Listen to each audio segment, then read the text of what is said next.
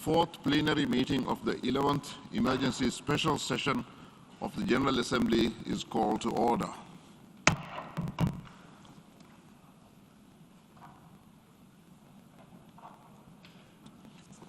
The Assembly will continue its consideration of Agenda Item 5, entitled Letter dated 28 February 2014 from the Permanent Representative of Ukraine to the United Nations, addressed to the President of the Security Council, S/2014/136. I now give the floor to the distinguished representative of Endura.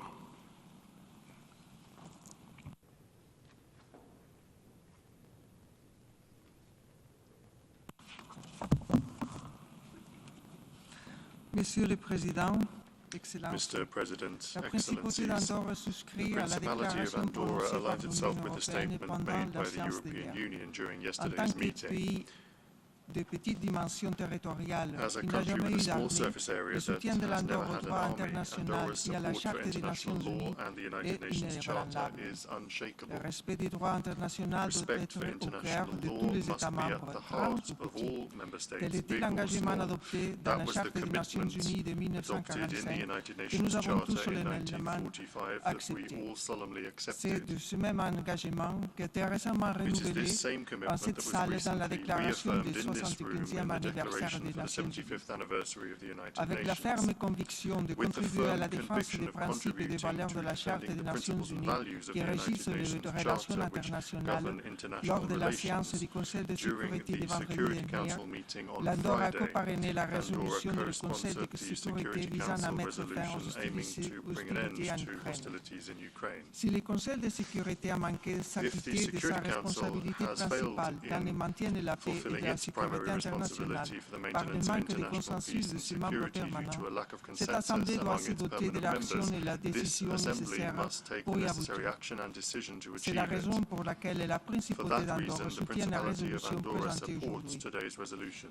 Nous sommes conscients que de nombreux pays sont affectés par des conflits armés et tous ces conflits ont une victime commune, la population civile. Et je ne voudrais pas laisser passer cette opportunité pour souligner leur impact sur les enfants. Nous ne pouvons pas échouer et nous encourageons à voter en faveur de cette résolution. Il n'est jamais trop tard pour reprendre le dialogue. La diplomatie et le dialogue doivent prévaloir. Comme le secrétaire général l'a proclamé, il n'y a pas d'alternative à la diplomatie. Nous y croyons fermement. Monsieur le Président, la principauté d'Andorre exprime sa plus vive préoccupation face à la situation actuelle. Nous condamnons fermement l'attaque de la Fédération de Russie contre l'Ukraine. Nous sommes de plus très préoccupés par l'escalade de la violence à la région. Nous appelons par conséquent tous les partis à s'abstenir de prendre des mesures contraires aux principes et aux valeurs de la Charte des Nations Unies.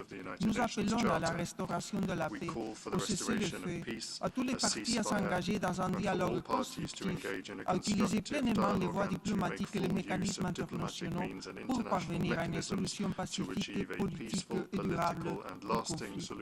En ce sens, nous saluons avec espoir la décision de la Fédération de Russie et de l'Ukraine de rétablir le dialogue. Il est de notre responsabilité commune de trouver un moyen de réduire ces tensions et de prévenir les souffrances de la population civile. Nous saluons l'offre des bons offices du secrétaire général ainsi que les efforts déployés par les nombreux États pour trouver une solution politique, pacifique et durable au conflit. Monsieur le Président, l'Andorre est notamment préoccupée par la détérioration de la situation humanitaire dans la région. 1 million de personnes ont besoin d'aide humanitaire. Il est essentiel que les parties au conflit respectent leurs obligations internationales et les droits internationaux humanitaires. L'Andorre salue les efforts déployés par les organismes internationaux sur le terrain pour aider la population civile dont l'Andorre est pleinement solidaire. L'Andorre fera une contribution spécifique au Comité international de la Croix. Pour conclure, Monsieur le Président, l'Andorre veut réitérer son attachement à l'indépendance, à la souveraineté et à l'intégrité territoriale de l'Ukraine à l'intérieur de ses frontières internationalement reconnues. Je vous remercie de votre attention.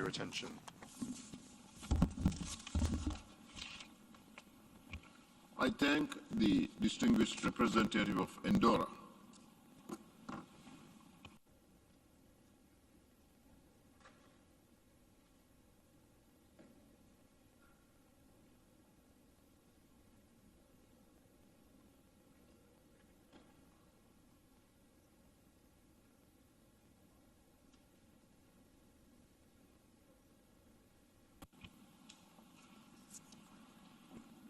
I now give the floor to the distinguished representative of Kordiwa.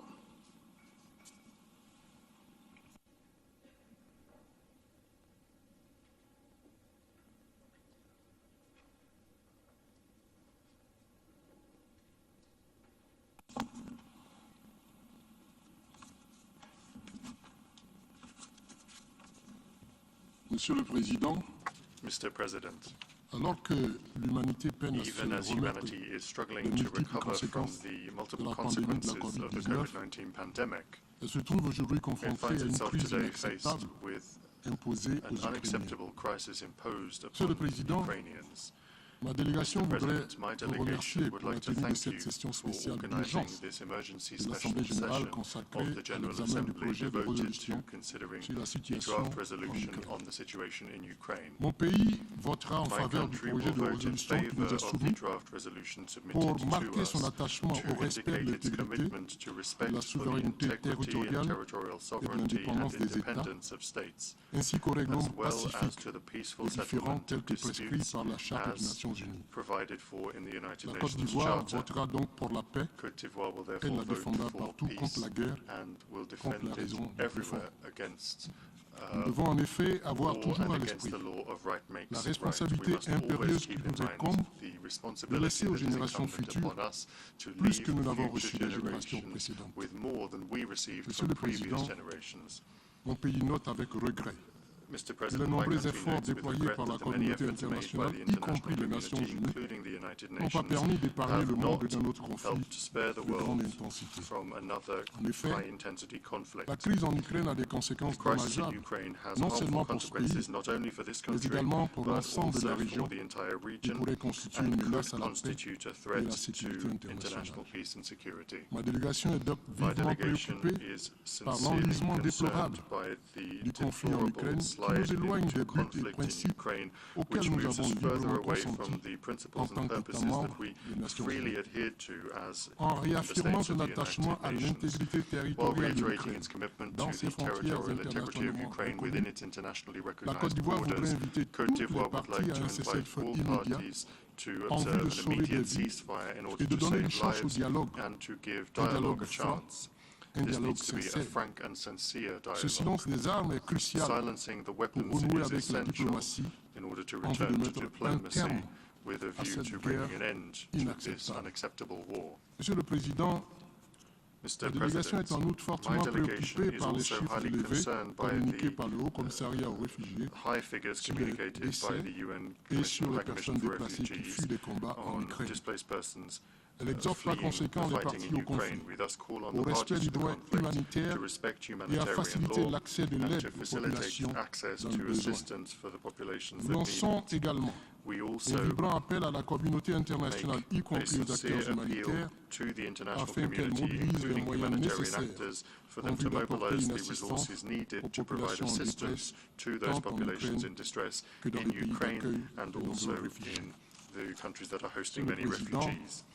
mon pays a Mr. appris President, que des my personnes country has d'origine learned africaine that persons of African fuyant la origin terreur qui who are s'abat sur fleeing the terror l'Ukraine that has sont broken l'objet out de over brimades de Ukraine traitements are ardents facing racistes. racist Si ces tinged informations treatment étaient and avérées, bullying. If il y aurait these des raisons de reports se are poser des proven questions légitimes accurate, we would have sur cette reason attitude pour to le moins raise legitimate questions discriminatoire over this, et at the very inhumaine. least discriminatory and inhumane C'est le lieu d'inviter les attitude. ressortissants des I take pays this amis opportunity qui to call s'adonnent à ce upon the comportement nationals of these friendly à faire countries preuve de that are plus de engaging in retenue, this behavior de to tolérance show greater et d'un restraint, surcroît d'humanité tolerance dans and ces moments de humanity défi in pour toute these la challenging communauté moments for the internationale. entire international community.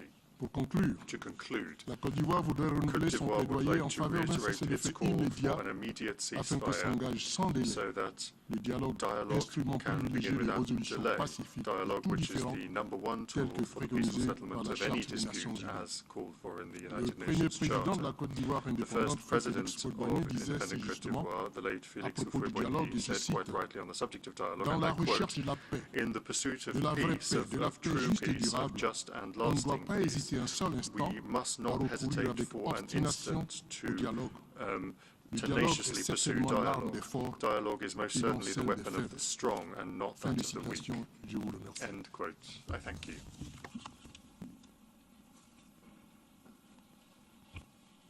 I thank the distinguished representative of Côte d'Ivoire.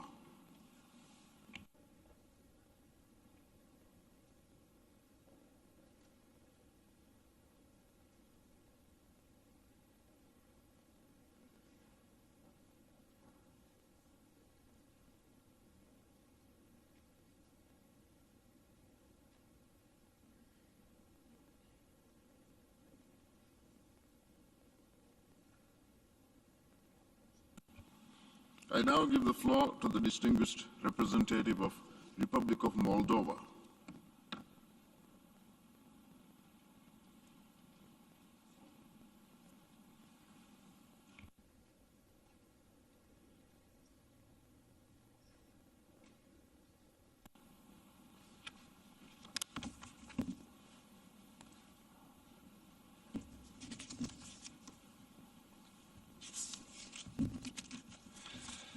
Mr. President, the Republic of Moldova aligns itself with the statement of the European Union and wishes to add the following remarks in its national capacity. Excellencies, the Republic of Moldova was among the 81 co-sponsors of the draft resolution that could not be passed by the Security Council. As the debate was transferred to the General Assembly, where we all have equal rights to vote, we decided to co-sponsor again the new draft resolution. By doing this, Moldova wants to add its contribution to the collective efforts aimed at stopping the war and helping our organization to fulfill its mission as the utmost defender of international law, peace and security. Distinguished delegates, the Republic of Moldova condemns in the strongest possible terms the act of war launched by the Russian Federation against Ukraine. This attack constitutes a blatant breach of international law and a serious violation of the fundamental documents and principles on which this organization and the international order are based. We are horrified by the unprovoked use of force against Ukraine, our friendly and neighboring country. The terrible death toll of the 5 days of military actions is rising with every hour. Numerous civilian deaths, hundreds of thousands of displaced persons and refugees, destroyed infrastructure. We must act immediately to stop this ordeal against the Ukrainian people that threatens regional and international peace and security. Therefore, while being a neutral country, we urge the Russian Federation to immediately stop the use of military force, to completely withdraw all its military forces from the territory of Ukraine, and to return to dialogue and diplomacy as the only means for ensuring peace and stability on our continent.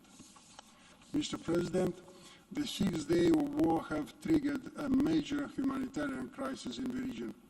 Ukraine and its people are the most hardly hit. But the crisis also affected particularly hard the neighboring countries, including Moldova, that are coping now with the challenge of effectively handling the large refugee flow coming from Ukraine. Since the start of hostilities, about 95,000 refugees fleeing from Ukraine have entered Moldova. The absolute majority of them are women, children, and the elderly. To put this figure into perspective, Given the difference in the size of the population, such a flow would equal to about 2 million refugees entering a country with the population size of Germany in just 5 days. More than half of those who entered Moldova, being afraid for their lives and seeking shelter, decided to remain in my country. We are talking about 60,000 persons which are now being taken care of and accommodated by the Moldovan authorities and welcomed to their homes by ordinary Moldovans. We do our best to cope with this situation, but we also need the support of our partners. In this regard, the Republic of Moldova fully supports the humanitarian appeal launched by the United Nations Secretary General to scale up humanitarian assistance in and around Ukraine. In the coming days, the Republic of Moldova will be visited by the UN High Commissioner for Refugees, Mr. Filippo Grandi, whom we welcome and are looking forward to discussing the avenues for enhanced cooperation with a view to effectively respond to the humanitarian crisis. We will continue keeping our borders open for those who seek refuge in Moldova. Mr. President, in conclusion, I would like to express our full solidarity with Ukraine, its people, and its democratically elected authorities.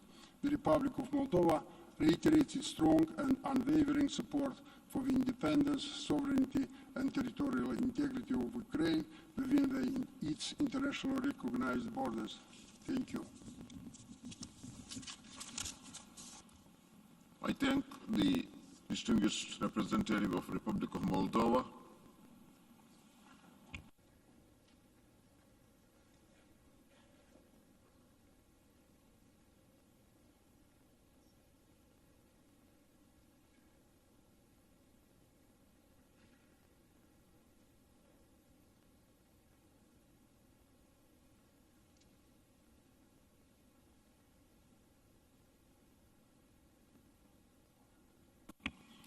I now give the floor to the distinguished representative of Nepal.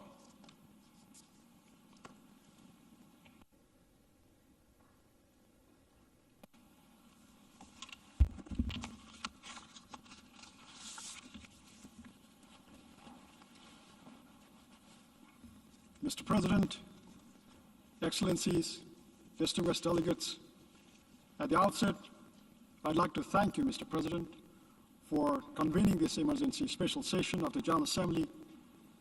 Truly a global parliament with 193 member states to deliver on its urgent responsibility to maintain international peace and security in general, and to restore peace in Ukraine in particular. Nepal is deeply concerned with the deaths and human sufferings in Ukraine and calls for an urgent cessation of hostilities and violence. We call on all parties concerned to exercise maximum restraints to de-escalate the tension immediately. We are also deeply concerned about the safety and security of Nepali nationals currently in Ukraine and request all concerned for the facilitation of their safe passes from there. We call on the parties concerned to honor the obligation under international humanitarian law for the protection of the civilians and civilian objects. Violence breeds more violence, and it never incubates peace. Make no mistake, there is no alternative to the path of peace. Diplomacy and dialogues are the only pathways to restoring and building lasting peace. My delegation welcomes starting of direct talks between the parties concerned. We urge both sides to resume and continue to engage in dialogue with utmost sincerity and commitment to peace and find a durable political solution at the earliest. Nepal views that the principle of sovereignty and territorial integrity as enshrined in the UN Charter are sacrosanct and must be fully respected by all member states, irrespective of their economic prowess or military might. We oppose any threat or use of force against the territorial integrity or political independence of any sovereign country under any pretext or circumstances. Mr. President, let me reiterate Nepal's unwavering faith in the peaceful resolution of international disputes through diplomacy and dialogue. Returning to the path of peace is never late, and it is high time to choose to return. I urge all concerned parties to give peace a chance. I thank you. I thank the distinguished representative of Nepal.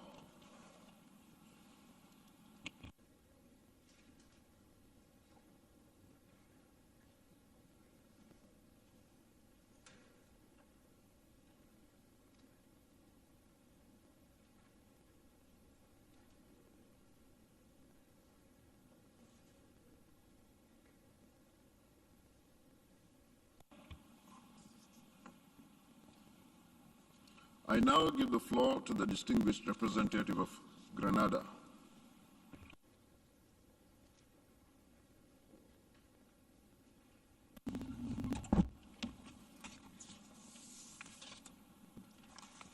Mr. President, at the outset, Grenada aligns itself with the statements of the Caribbean Community, CARICOM, issued on the 24th of February, and the Organization of Eastern Caribbean States, OECS, of the 26th of February. Mr. President, Grenada expressly condemns the Russian Federation's assault on the people of Ukraine, assault on the principles of respect for sovereignty and territorial integrity of all states, and assault on the provisions of international peace and stability as enshrined in the Charter of this very United Nations.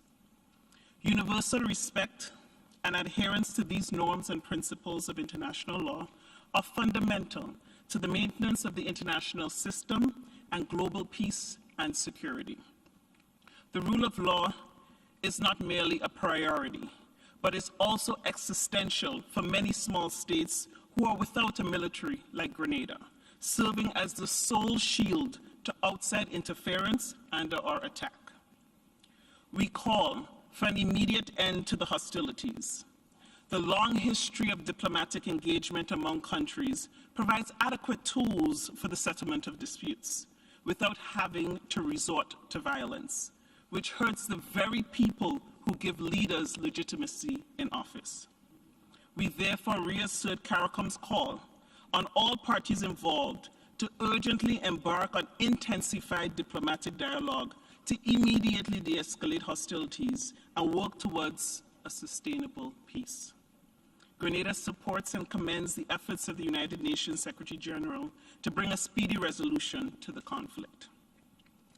Mr. President, we commend also the neighboring countries who are meeting the moment and are providing much-needed refuge to the victims of these hostilities.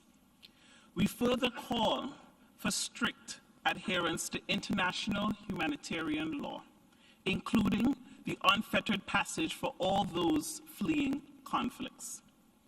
We are concerned by the reports of the disparate treatment of African nationals on the border who are encountering impediments as they desperately seek safety.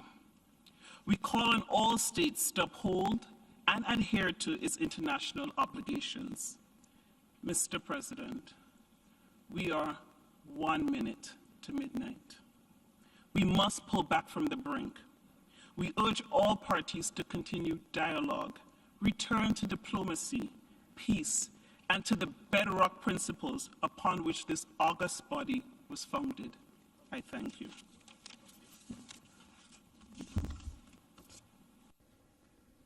I thank the distinguished representative of Grenada.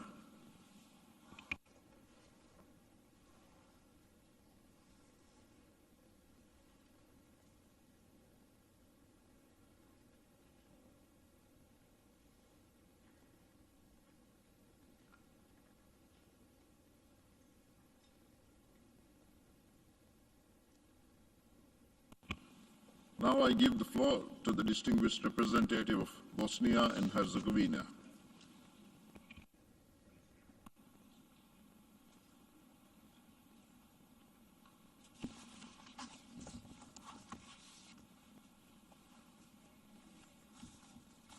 Mr. President, Excellencies, dear colleagues, Bosnia-Herzegovina allied itself with European Union statement. I will make following remarks in my national capacity. As we speak, the world is facing one of its most acute security crises since World War II. At this very moment, the attack on Ukraine is taking new civilian victims. The fighting is ongoing. The UN Charter is being ignored or violated, and 500,000 civilians have already been internally displaced or forced to flee across international border into neighboring European countries. The Ukrainian government estimates as many as 5 million refugees will be displaced in the worst-case scenario. The innocent people always pay the highest price. The most vulnerable suffer the most. As deaths are rising, we are seeing images of fear and terror in every corner of Europe. What can be the message of the ambassador of Bosnia-Herzegovina, the country that suffered aggression, the brutal occupation for almost 4 years, facing the arms trade embargo, where genocide was committed 3 decades ago, and almost half of the population was brutally killed, displaced, or expelled. Developing situation in Ukraine, unfortunately, resonates awfully close to home. That is why we should not wait anymore. As a result of the conflict, millions of Ukrainians are in need of humanitarian assistance. We call on both sides to respect international humanitarian law and guarantee unhindered and sustained access for humanitarian actors, including UNHCR and other UN agencies, as well as national and international NGOs who all help people in need. The people of Bosnia-Herzegovina recognize the brave women and men of Ukraine fighting for their sovereignty and freedom. Bosnia-Herzegovina remains committed to the sovereignty and territorial integrity of Ukraine, as we do for every member state of the United Nations. That is the foundation of our UN Charter that we did not expect to be challenged in this brutal way, but one of the founding members and creators of this very organization. And permanent members of the Security Council have a particular responsibility in upholding the Charter. Russia's aggression against Ukraine has severe global implications. Non-compliance with the fundamental principles of international law, the UN Charter and basic principles of international relations directed towards another state is a very serious concern. These rules apply to all. We call on all international organizations, especially the International Court and tribunals, to closely monitor the developments on the ground and to assess any violation of international law, including international humanitarian law. The Security Council, which according to the UN Charter has the obligation and general powers to maintain the international peace and security, has unfortunately, in this case, failed so far. Negotiating peace must continue to be objective over any military solution to the crisis. We reiterate the Secretary General call for immediate cessation of hostilities and start of bilateral negotiation for a peaceful resolution of the conflict, in line with the UN Charter. We have been given a little hope as the first attempt for bilateral negotiation between the representatives of Ukraine and the Russian Federation started yesterday. I'm hopeful that all sides will be able to put an additional effort to stop the bloodshed and return to negotiating table as soon as possible. Mr. President, We are facing an unprecedented international situation where the use of nuclear weapons is becoming an option. We are, as a global community, ready to put the generation of children before this challenge. Have we, as the United Nations, sourced all available means in accordance with the UN Charter, including Chapter 7, that enables the Security Council to take coercive action with respect to the threat of the peace, breaches of the peace, and acts of the aggression? It's my hope that the United Nations will not wait long and let many more civilians and innocent people suffer and be killed, displaced or expelled, before taking appropriate action to end this brutal bloodshed, as it was the case in my own country 30 years ago. At the end of this session, the UN will vote on the draft resolution condemning the Russian aggression on Ukraine. Bosnia and Herzegovina will vote yes and invite all member states to do so. I thank you. I thank the distinguished representative of Bosnia and Herzegovina.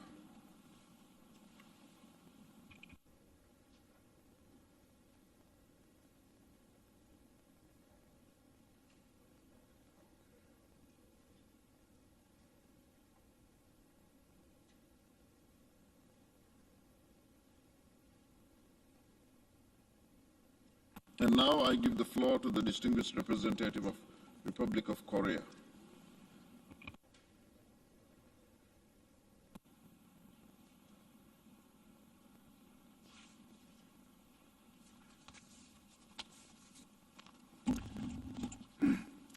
Mr. President, Mr. Secretary General, we are gathered here today at one of the darkest times in recent history.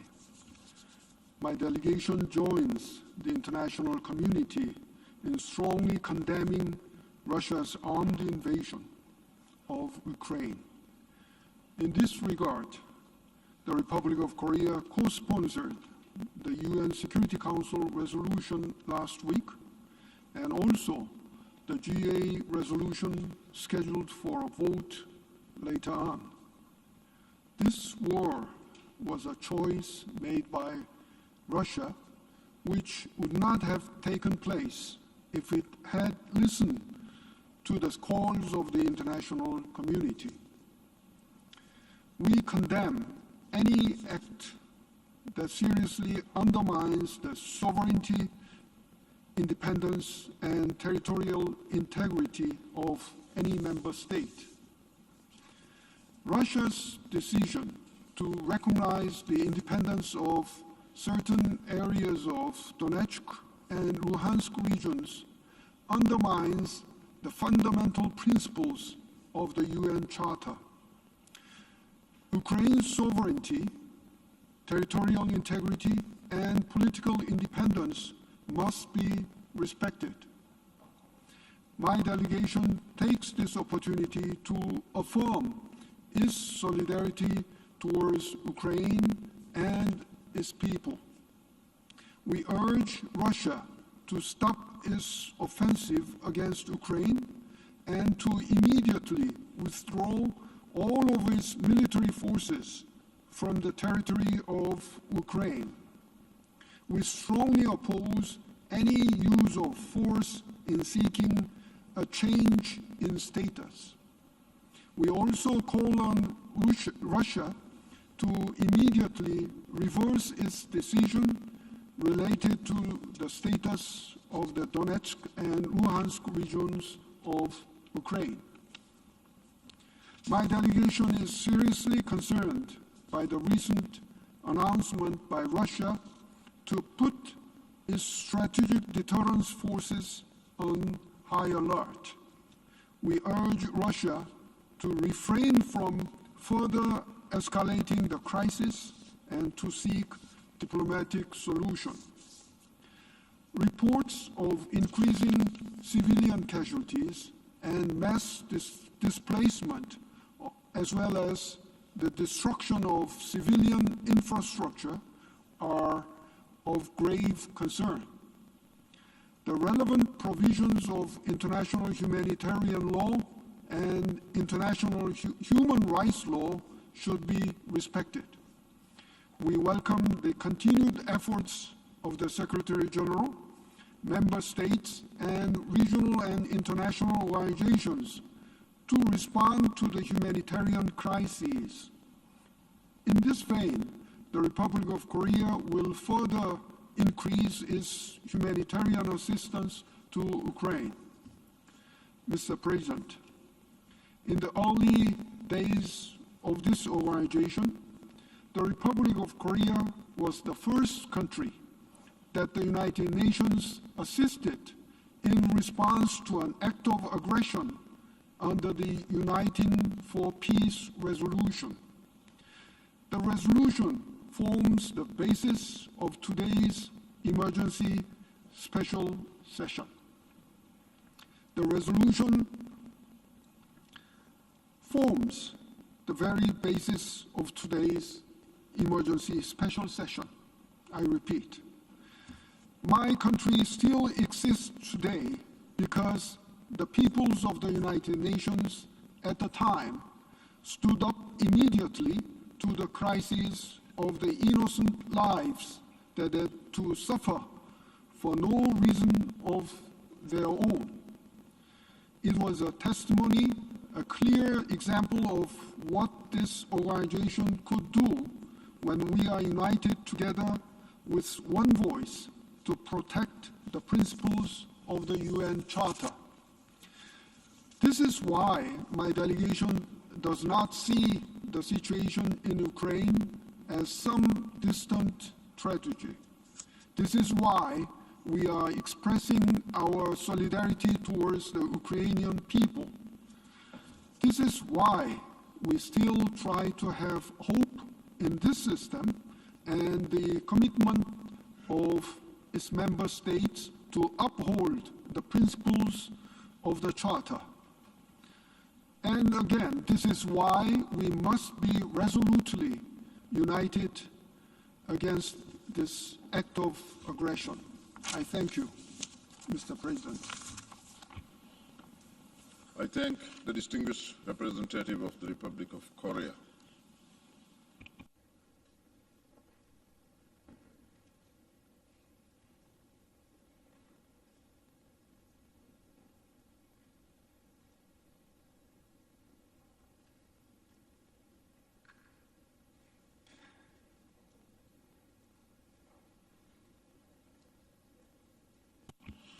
I now give the floor to the distinguished representative of Trinidad and Tobago.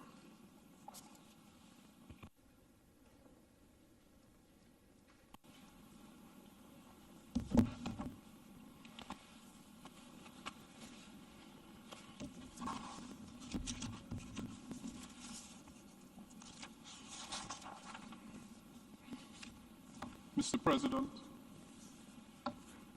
Mr. Secretary General, Trinidad and Tobago welcomes the convening of this emergency special session, though not the circumstances that make it necessary.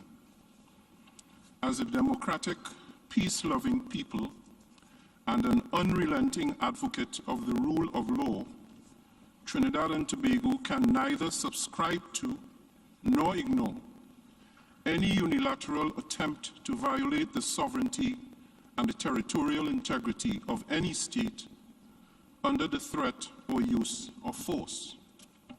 Such acts of aggression and expansionism violate peremptory norms of international law and do violence to the principles and purposes of the Charter of the United Nations, our Charter, to which we, the members of this organization, freely exercise our choice to be bound. For Trinidad and Tobago, therefore, membership of the United Nations constitutes a solemn undertaking, among other things, to promote and support and to devote one's efforts towards the maintenance and strengthening of the rules-based order as the centerpiece of international peace and security. that undertaking cannot legitimately be flouted or discarded at will, as if it were simply a matter of convenience. It is decidedly not a matter of convenience or choice. Rather, it is an obligation that as member states, we all share a duty to respect and to honor unconditionally, and when breaches occur, to defend.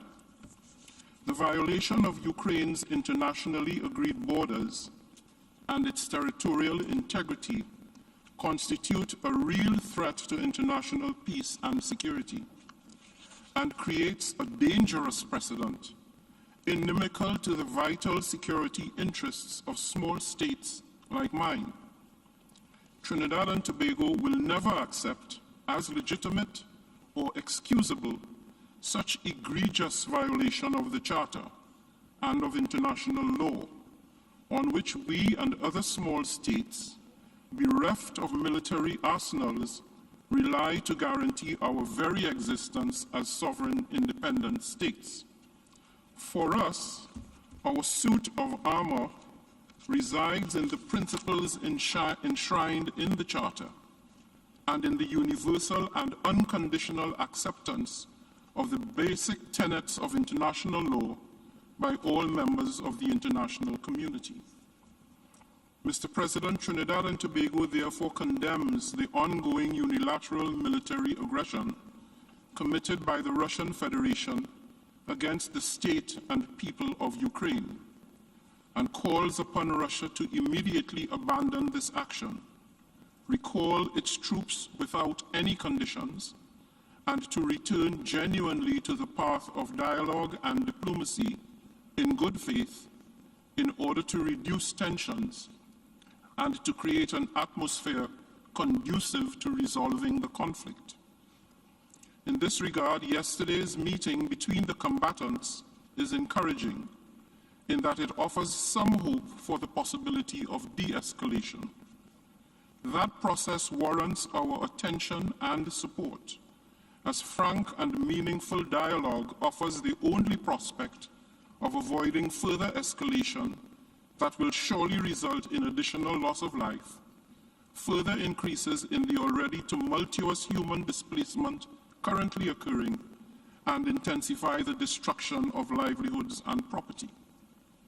Mr. President, Trinidad and Tobago received with deep concern and distress yesterday the announcement by the prosecutor of the International Criminal Court that based on the evidence gathered thus far, there is a sufficient basis to launch a formal investigation into the alleged commission of war crimes and crimes against humanity on the territory of Ukraine.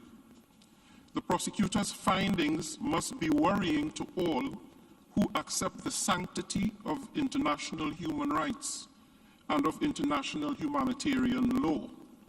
While it is not for us to make any pronouncements on either the course or indeed the outcome of the prosecutor's investigation, Trinidad and Tobago expresses its continuing confidence in the will and capacity of the court to execute its mandate in a just, independent, and impartial manner. In closing, Mr. President, while standing in solidarity with the government and people of Ukraine, Trinidad and Tobago calls upon both parties to summon the will to ensure their full compliance with their obligations under international humanitarian law and international human rights law. I thank you. I thank the distinguished representative, Trinidad and Tobago.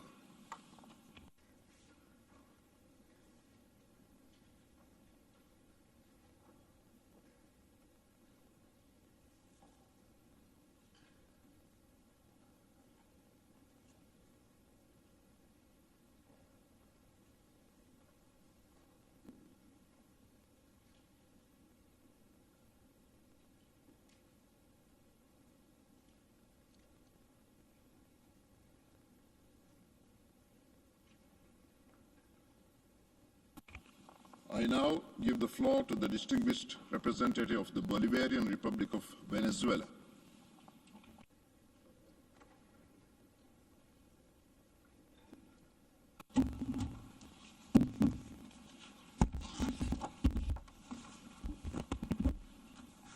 Señor Presidente, Mr. President, como miembro fundador de las as a Naciones Unidas, founding member of the United Nations, la República Bolivariana de the Venezuela Bolivarian Republic of es un Venezuela firme defensor de los is a principios y firm defender propósitos of the consagrados en la purposes and Carta principles Fundacional de enshrined nuestra in the organización, founding charter of así our como de las normas organization, del derecho as well internacional. as in norms of international Señor law. Presidente, Mr. la President, situación en Ucrania the ha situation in sido un asunto Ukraine has ampliamente been debatido en los broadly últimos años. debated in recent Al abordar years. esta cuestión, In addressing nuestro this país, matter, our fiel a su country, diplomacia de paz, faithful to our ha diplomacy apostado a la of peace, resolución has pacífica called de for a cualquier peaceful diferencia que settlement pueda of existir en la any región de Europa del dispute Este. which might exist in Con ese the espíritu, Eastern European region. votamos en el año In that spirit, 2015 in en nuestra 2015, condición de miembro as no a permanente del non-permanent Consejo de member of the Seguridad Security Council, por la we resolución voted in favor of 2202 Resolution que hizo suyo el 2202, paquete de medidas the para la package of aplicación de los measures for the acuerdos de Minsk. implementation of the Minsk En ese año agreements.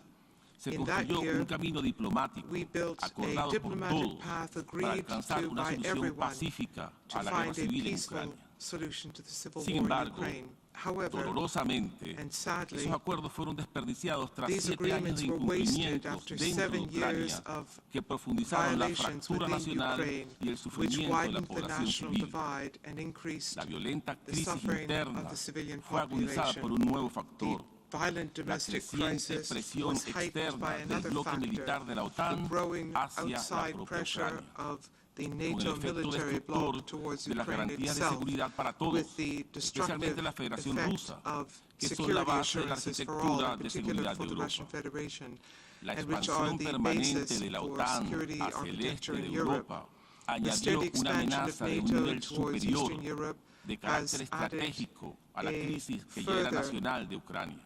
threat, Así las strategic cosas, in nature, to the estamos national viviendo hoy crisis in una crisis Ukraine. en 3 Today niveles we are con seeing a lamentables crisis pérdidas at 3 humanas levels with y regrettable cuyos loss of desarrollos human en el life, terreno and the están developments cambiando a on the gran ground are velocidad. changing at Lo a que high rate surgió of como la speed. violenta fractura nacional de Ucrania escaló a un nivel What superior y arose as a desencadenó una violent crisis national militar divide in internacional. Ukraine has En escalated estos momentos, into a menos an de una international semana de military iniciado el crisis. conflicto, transitamos Currently, less than a peligrosamente, week casi since the sin darnos onset cuenta, of the conflict, hacia we are un heading tercer dangerously nivel, towards a third el level. recalentamiento entre 4 potencias That is, an nucleares escalation que al between alterar sus 4 equilibrios nuclear estratégicos de powers, seguridad y which, in pretender changing desestabilizar a their una de strategic ellas, security en este balances and caso attempting la to Federación Rusa, destabilize one of puede them through an economic desencadenar un blockade, in this conflicto de case the Russian proporciones Federation, mundiales.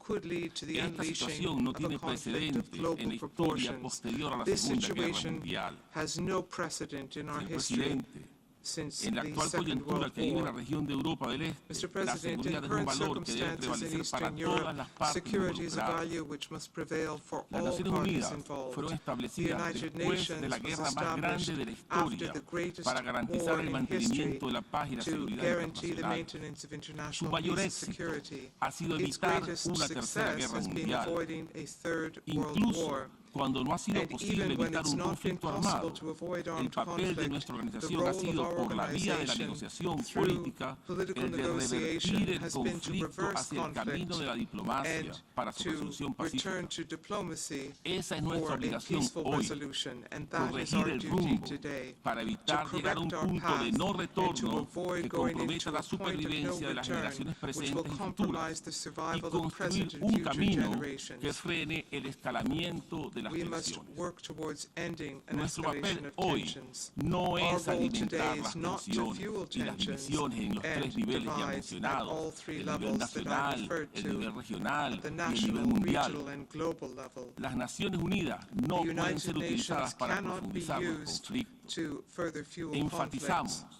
que We esta es la emphasize the única fact institución that en this el is the mundo only con la institution capacidad, in the world with la the capacity, experiencia the y los experience, instrumentos and the necesarios instruments para alcanzar required el arreglo to pacífico de achieve las a peaceful controversias settlement en la of magnitud que disputes enfrentamos hoy. of the ¿Cuál es magnitude la we are creciente amenaza witnessing de un today. conflicto mundial entre there is a potencias growing nucleares. threat of a Es global por todo lo conflict anterior between que, nuclear para powers. salir de este Because of all of laberinto en this, que nos and in order to encontramos get hoy, out of this labyrinth hacemos un we are llamado in a esta today, Asamblea General we y appeal a to los this miembros General Assembly responsables and de la to comunidad responsible internacional members of the a international abordar estas community crisis to en address sus this tres niveles, crisis de manera at three balanceada y levels con suma in a cautela, balanced fashion en aras de and evitar very profundizar las cautiously divisiones. so that we En avoid este furthering orden, divisions. rechazamos la We aplicación de therefore medidas reject the coercitivas implementation unilaterales of y de unilateral retaliación and bajo su retaliatory forma coercive económica, comercial o measures financiera, for pues economic, commercial, or intensificarán la financial crisis purposes y because they will prolongarán el intensify the conflicto. crisis and prolong Cuando la the humanidad conflict. sigue sintiendo los While efectos de la mankind pandemia del continues to COVID-19, deal se with va a the imponer por COVID-19 diseño pandemic, una nueva crisis new económica global global con el economic expreso crisis is propósito de being generar imposed sufrimiento by sobre design centenares de for the millones de express personas en purpose todo el of mundo. generating suffering Una for crisis hundreds of generada millions of people deliberadamente worldwide, para a desestabilizar a deliberately una potencia generated nuclear. crisis in order to Eso destabilize a no nuclear es power. el camino This a la is paz. not the path to peace. Señor presidente, Mr. el President, principio de seguridad the principle indivisible of indivisible presupone security que la seguridad de un presupposes país that the no security puede of one sacrificar la country seguridad de otros, cannot y los bloques militares sacrifice the como la security OTAN of others, no pueden and expandirse military blocs such as indefinidamente, NATO cannot amenazando la seguridad expand de otras regiones indefinitely, del planeta. threatening the security of other regions Resulta of the pues planet. necesario It is iniciar therefore negociaciones necessary directas to que begin permitan una direct pronta negotiations resolución allowing for pacífica, prompt, integral y peaceful, duradera comprehensive, and de la actual lasting coyuntura en sus tres niveles, resolution y of the donde se current tomen en cuenta las circumstances at all three preocupaciones de todas las levels, partes and where the concernidas. concerns of all parties Por una parte, concerned are un taken diálogo into político account. entre Rusia y Ucrania, Political dialogue y a between cuyos Russia efectos and damos la Ukraine. bienvenida a los And on recientes that point, we contactos welcome the en recent Belarus. contacts Y in por otra, Belarus. And on the conversaciones other, directas y en direct igualdad de talks condiciones on an entre equal Rusia y footing la OTAN, between Russia que and permitan NATO, construir un which mecanismo will de allow seguridad the europeo building equilibrado, of a efectivo y sostenible.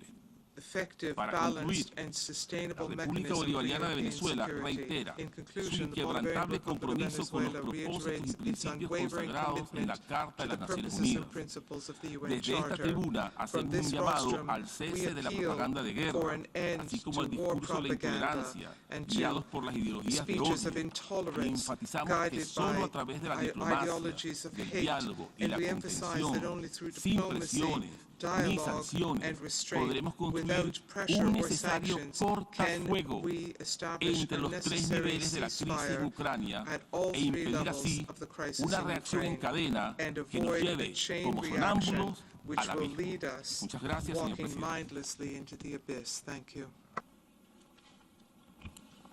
I thank the distinguished representative of the Bolivarian Republic of Venezuela.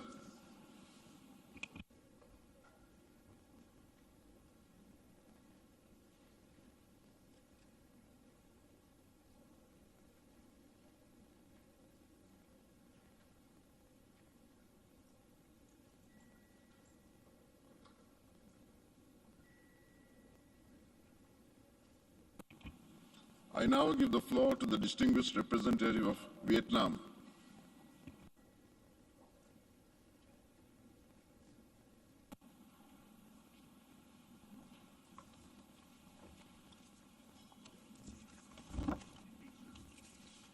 Mr. President, Mr. Secretary General, Excellencies, more than 70 years ago, the founders of the United Nations instilled into the Charter their hope and aspiration to save succeeding generations from the scourge of war.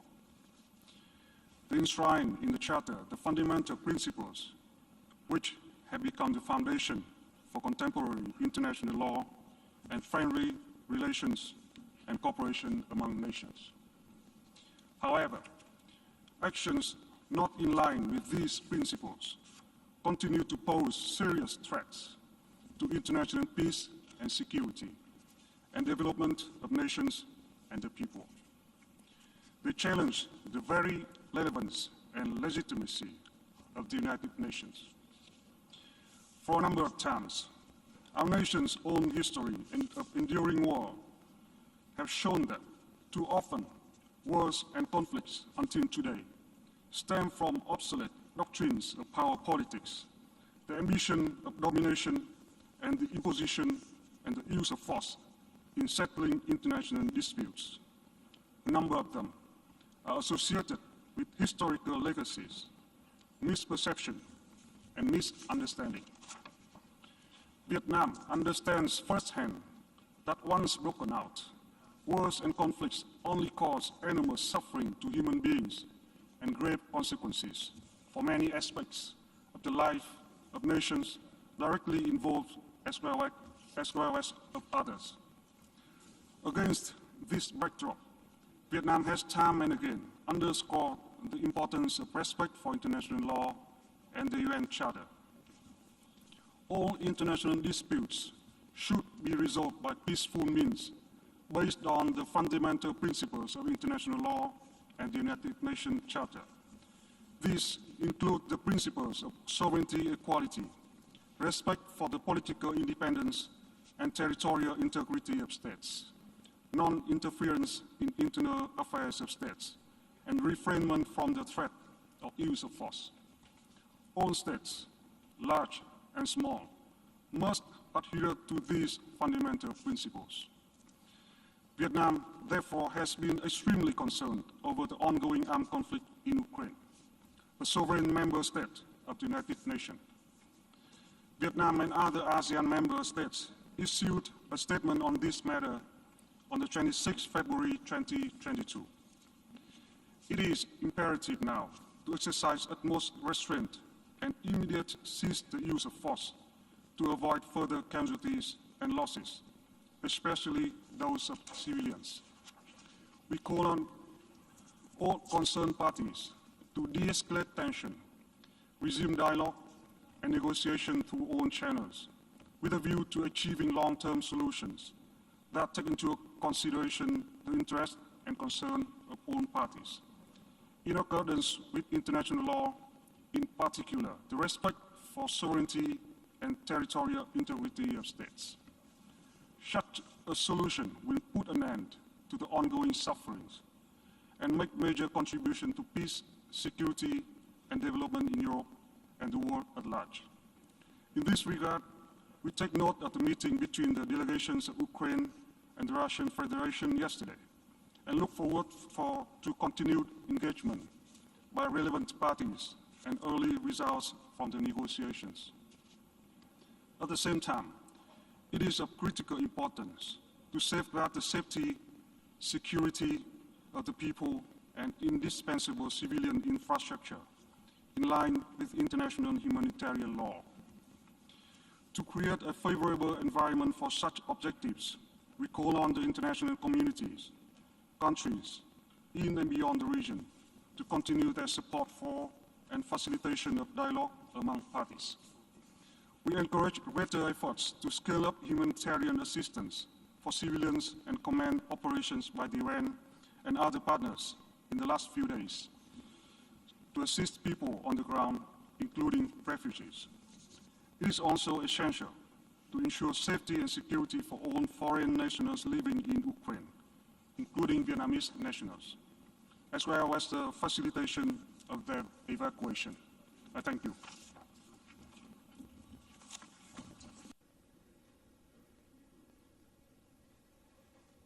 I thank the distinguished representative of Vietnam.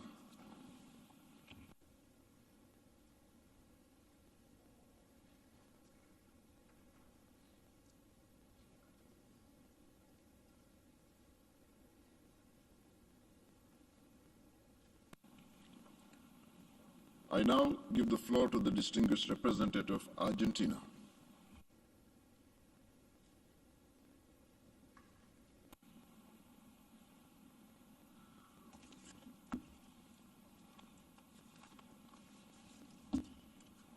Señor Secretario General, señor Presidente de la Asamblea, distinguidos colegas, nos encontramos reunidos en la Asamblea para defender los principios fundamentales de las Naciones Unidas, defender la paz y la seguridad internacional.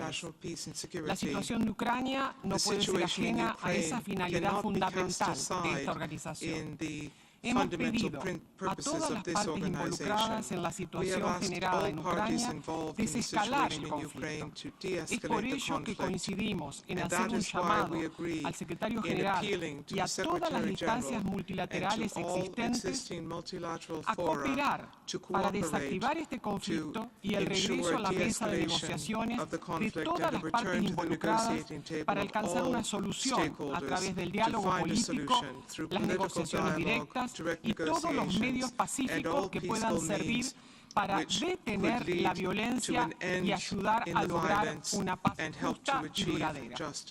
La República Argentina condena la invasión a Ucrania y reitera a la Federación Rusa que cese inmediatamente en el uso ilegítimo de la fuerza, así como las operaciones militares en territorio ucraniano. Queremos destacar el mensaje del secretario general del día de ayer, al referirse con mucha preocupación a la decisión del gobierno ruso de poner en alerta a sus fuerzas nucleares cuando dijo, y cito, "Este es un desarrollo escalofriante. La simple idea de un conflicto nuclear es inconcebible. Nada puede justificar el uso de armas nucleares". Fin de la cita.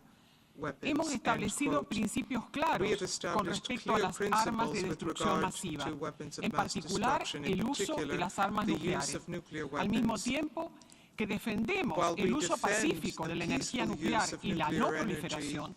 Debemos avanzar hacia la destrucción total de un armamento que amenaza con la destrucción del planeta. Señor Presidente, hemos insistido en que en momentos como este es imprescindible repetir la importancia de defender la Carta de las Naciones Unidas y el respeto por la preeminencia del derecho de las relaciones internacionales. Señor Presidente, ninguna adquisición territorial puede ser reconocida como legal a partir del uso o la amenaza del uso de la fuerza. Es la lógica consecuencia del respeto por la soberanía e integridad territorial de todo Estado. El derecho internacional ha fijado principios generales que todos hemos reconocido y no podemos permitirnos el lujo de elegir cuándo son o no son aplicables, tales como que todo atentado contra la integridad territorial de un Estado es contrario a los propósitos y principios de la Carta. No cabe duda, por otra parte, que el poder de la paz internacional se basa en la libertad, la igualdad, la justicia y el respeto de los derechos humanos de todos los Estados sin distingos. Como lo expresara ayer el canciller argentino Santiago Cafiero en la reunión del Consejo de Derechos Humanos en Ginebra al referirse a la crisis de Ucrania, y hago cita, ¿cuál es la primera víctima en la guerra? ¿La verdad o los seres humanos? Creo que en estas horas de dolor e incertidumbre que debemos apegarnos a la preservación de la vida como el más supremo de los derechos humanos. Fin de la cita. Por ello mismo, debemos encarar sin dilaciones las consecuencias del grave deterioro de la situación humanitaria generada en Ucrania, con cientos de miles de desplazados y refugiados. Es imprescindible que ellos puedan acceder de inmediato a una ayuda humanitaria efectiva y real, por lo que se deberá sin demora permitir el libre acceso de la misma. Ello sin mencionar que, como siempre, el conflicto armado en una región, tarde o temprano, habrá de alcanzar a otras en el impacto producido por migraciones forzadas, crisis humanitarias, hambrunas y enfermedades que habrán de asolar a poblaciones directa o indirectamente ligadas al conflicto. Escuchemos las palabras de su santidad, el Papa Francisco, cuando rogó a todas las partes implicadas que se abstengan de llevar a cabo cualquier acción que pueda causar aún más sufrimiento a las poblaciones, desestabilizando la convivencia entre las naciones y desprestigiando el derecho internacional. Creemos en el multilateralismo y la historia de las Naciones Unidas nos han demostrado cuán lejos podemos ir juntos. Sabemos que no existe otra vía para afrontar los desafíos que esperan a la humanidad a la vuelta de la esquina. No vamos a cejar por ello en la defensa irrestricta de los principios de la Carta. Tenemos con ellos un compromiso irrenunciable, muy especialmente con la paz. Muchas gracias. I thank the distinguished representative of Argentina.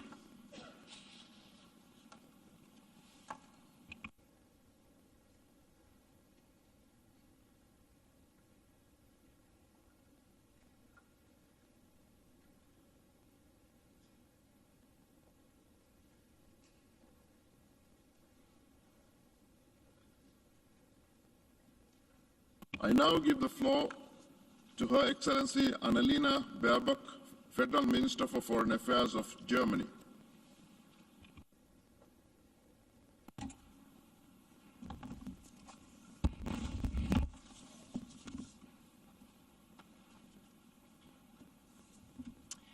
Mr. President, Secretary General, Excellencies, ladies and gentlemen. A baby girl was born in a metro station in Kiev just a few days ago. Her name, I've been told, is Mia. Her family was forced to shelter, just like millions of others across Ukraine. Shelter from bombs and rockets, from tanks and grenades. They live in fear, they live in pain. They are forced to separate from their loved ones because of Russia launching a war of aggression against Ukraine. Ladies and gentlemen, I believe today's vote is about Mia. It's a vote about the future of our children. It's about a future that is our choice. I'm standing here in front of you as my country's foreign minister, but I'm also standing here as a German who had the immense privilege of growing up in peace and security in Europe. After the end of the Second World War, after a ruthless war that was launched by Nazi Germany, the United Nations was founded 76 years ago to maintain peace and security. It was founded, as it says in the Charter, to save succeeding generations from the scourge of war. To save generations like mine, but also generations like Mia's. The principles of the United Nations provide the framework for our peace, for an order that is based on common rules, on international law, on cooperation, and on the peaceful settlement of conflict. Russia has brutally attacked this order. And that is why this war is not only about Ukraine, not only about Europe, but about all of us. Russia's war marks the dawn of a new era. It's a watershed moment. Yesterday's certainties are gone. Today we face a new reality that none of us choose. It's a reality that President Putin has forced upon us. Russia's war is one of aggression, and it's based on lies. They were repeated again by Foreign Minister Lavrov at the Human Rights Council today in Geneva. You say you are acting in self-defense, but the whole world watched as you built up your troops over months in the preparation for this attack. You say Russia is to protect Russians speaking from aggressions, but today the whole world is watching as you are bombing the homes of Russian-speaking Ukrainians in Kharkiv. You say Russia is sending peacekeepers, but your tanks are not carrying water. Your tanks are not carrying nutrition for babies. Your tanks are not carrying peace. Your tanks are carrying death and destruction. In fact, you are abusing your power as a permanent member of the Security Council. Mr. Lavrov, you can deceive yourself, but you won't deceive us. And you won't deceive our people and you won't deceive your own people. Ladies and gentlemen, Russia's war marks a new reality. It requires each and every one of us to take a firm and responsible decision and to take a side. My country is stepping up its support to Ukraine for medicine, for food, humanitarian goods and shelter to refugees. So are many of us here today, and I applaud you for it. We know that there are rumors spreading also today in this room that people fleeing from Ukraine who are of African origin are being discriminated against at the US-EU borders. I was in Poland this morning, and together with my Polish and my French colleagues, we made it very clear. Every refugee must receive protection, no matter what their nationality, no matter what their origin, no matter of the color of their skin. We have decided to support Ukraine also militarily, to defend itself against the aggressor in line with Article 51 of our Charter. Germany is deeply aware of its historic responsibility. That's why we are and will always be committed to diplomacy and seeking out peaceful solutions. But when our peaceful order comes under attack, we must face up to that new reality. We must act responsible. That's why we must unite for peace today. I've heard some of my colleagues say when I was phoning around the world in the last days, you are calling on us to show solidarity for Europe, but where have you been for us in the past? And frankly speaking, I want you to tell, I hear you. We hear you. And I truly believe we should always be willing to critically question our own actions, our past engagement in the world. And I'm willing to do so. But this is about now. This is about families sheltering in subway stations because their homes are being bombed. What's at stake is the life or death of Ukrainian people. What's at stake is Europe's security. What's at stake is our common charter of the United Nations. Almost every country represented here in this room has a larger or more powerful neighbor.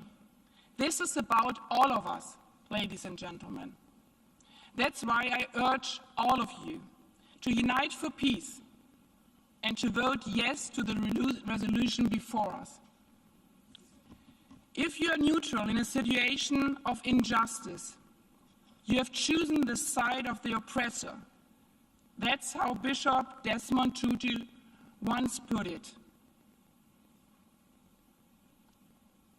Now we all have to choose between peace and aggression, between justice and the will of the strongest, between taking action and turning a blind eye. When we go home after our vote, each and every one of us will have to face our children, our partners, our friends, our families, at our kitchen tables. It is then when each and every one of us will have to look them in the eye and tell them what choice we made.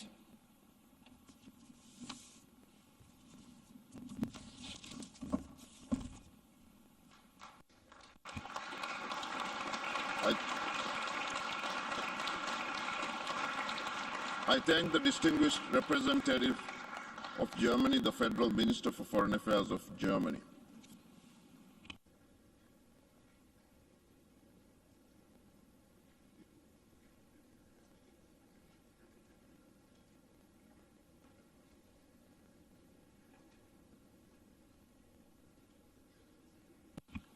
I now give the floor to the distinguished representative of Thailand.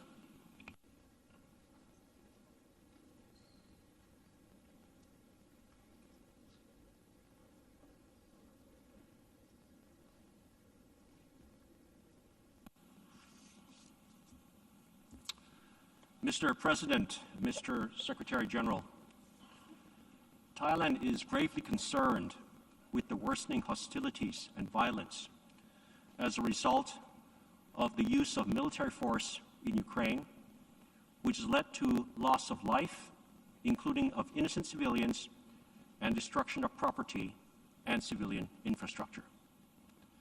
The ASEAN foreign ministers issued a statement on the situation in Ukraine on 26 February 2022. Since then, armed hostilities continue and casualties, including those of civilians, continue to rise. The humanitarian situation of refugees and those fleeing fighting is particularly worrying. Thailand commends Ukraine's neighboring countries and other states for their prompt actions in mobilizing assistance to those in pressing humanitarian needs. On our part, Thailand shall do our utmost in addressing the urgent humanitarian needs of the affected citizens directly and in partnership with like-minded international organizations. Thailand adheres to the principles enshrined in the United Nations Charter and international law, in particular, respect for the sovereignty, territorial integrity, and political independence of states, and refraining from the use of force or threat of use of force against another state. We thus call for the immediate cessation of violence and armed hostilities. The escalation of the situation will cause wider impacts for the world, aggravate humanitarian conditions, and threaten the well-being of the global economy, hampering the fragile recovery from the COVID-19 pandemic. Thailand thus renews our call for dialogue and negotiations in order to find a peaceful settlement and sustainable solution through the United Nations, regional mechanisms, and other mutually acceptable modalities. In this regard, we welcome the recent efforts at bilateral talks between the parties concerned and look forward to them bearing fruitful results. As a peace-loving country, Thailand has an abiding faith in the goodwill among nations and the compassion of humanity. We will therefore continue to hope that the path of peace, reconciliation, and good neighborliness will ultimately prevail. Thank you.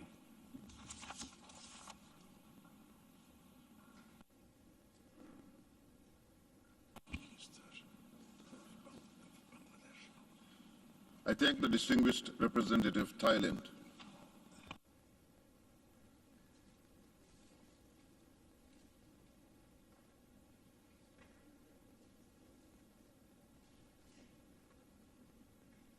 I now give the floor to the distinguished representative of Niger.